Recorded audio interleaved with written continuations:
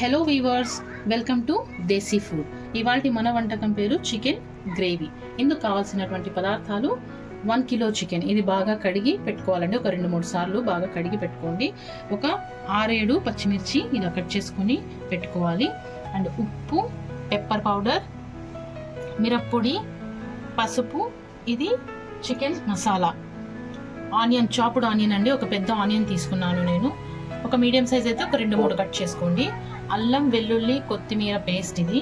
And ఇది కొబ్బరి పొడి, మెంతాకు. ఓకే, ఇది లేకుంటే కసూరి మెథి కూడా యూజ్ చేయొచ్చు. ఫ్రెష్ అయితే బెటర్.